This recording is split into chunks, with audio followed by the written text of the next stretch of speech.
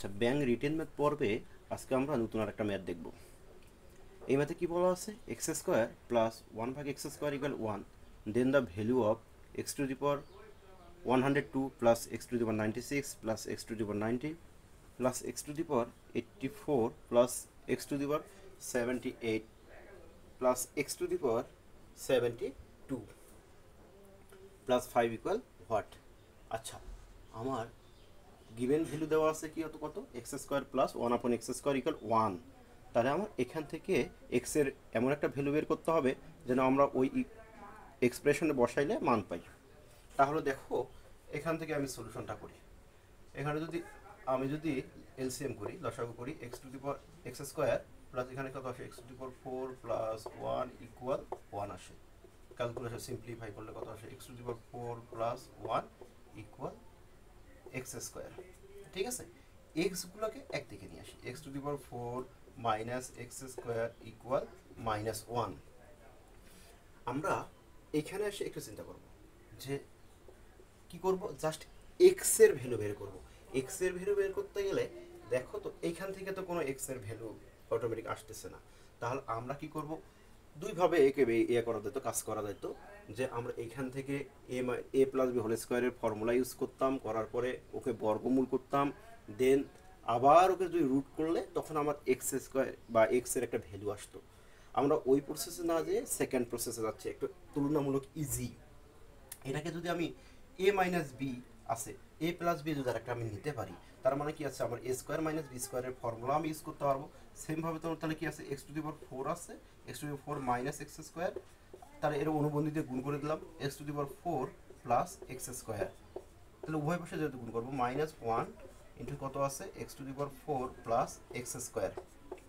ঠিক আছে, তাহলে a minus b square minus b স্কোয়ারের ফর্মুলা পড়ে গেছে এটা। ঠিক আছে, তাহলে তুমি যদি স্কোয়ার করো, যদি এক্স টু দি পাওয়ার 4 এর উপর স্কোয়ার করলে কি হতে হয়, এক্স টু দি পাওয়ার 8 হয়, একবারে লিখলাম। আবার কি আসতেছে, এক্স স্কোয়ারের উপর যদি স্কোয়ার করো তাহলে কি হয়, এক্স টু দি পাওয়ার 4 হয়, লিখলাম এক্স টু দি পাওয়ার 4, এটা গুণ করে দাও, মাইনাস এক্স স্কোয়ার। ঠিক আছে, একই রকম সিম্বল যদি সমানের ইপাশে ওপাশে থাকে তাহলে কি হয়, মানে চিহ্ন সহ, তাহলে আমি কাটাকাটি করতে পারি, x to the power 4 x to the power 4 কাটা যায়, কারণ উভয় পাশে একই রকম চিহ্ন আছে।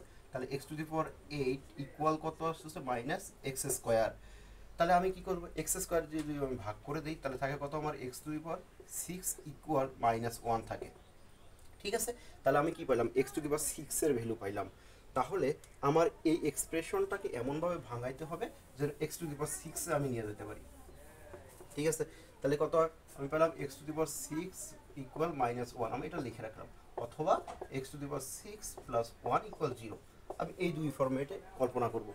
এখন আমরা দেখি ইভেন যে এক্সপ্রেশনটা দেওয়া আছে ওটা লিখি। কত দেওয়া আছে, x to the power 102 plus X to the power 96 plus X to the power 90 plus X to the power 84 plus X to the power 78 plus X to the power 72 plus 5।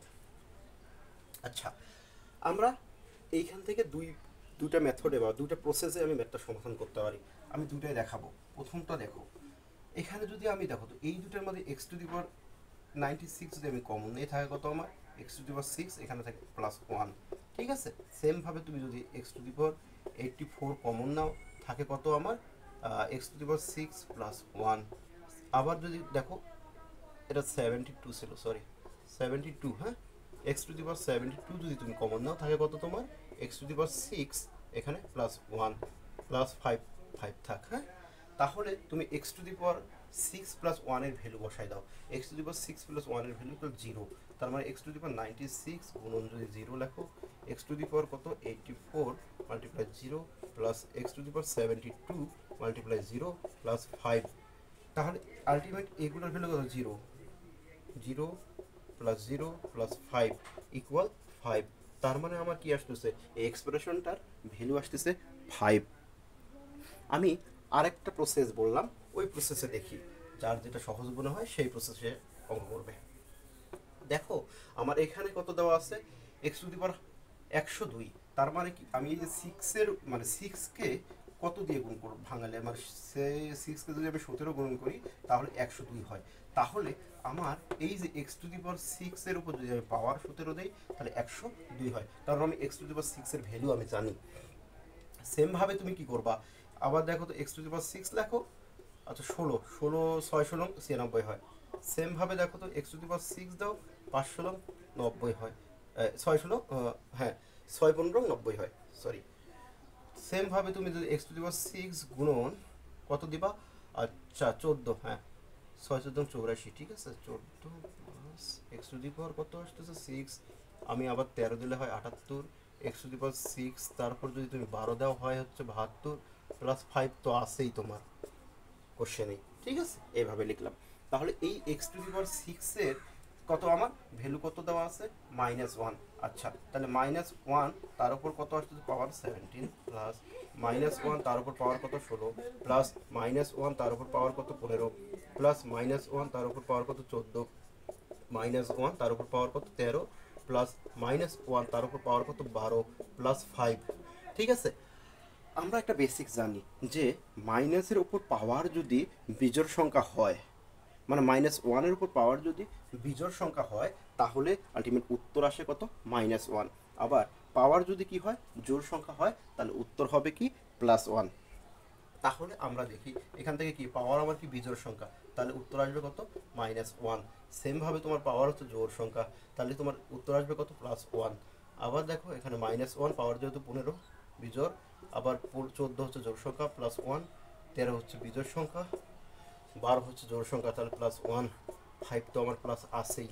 তাহলে দেখো তো কোনো কিছু কাটাকাটি যায় 1 1 চলে যায়, এই 1 প্লাস -1 চলে যায়, -1 প্লাস চলে যায়, থাকে কত আমার 5, তার মানে উত্তর আমার 5। ঠিক আছে, আমরা দুইটা প্রসেসেই দেখলাম, যার যেটা ভালো লাগে সেইভাবে সে ম্যাথ করবে।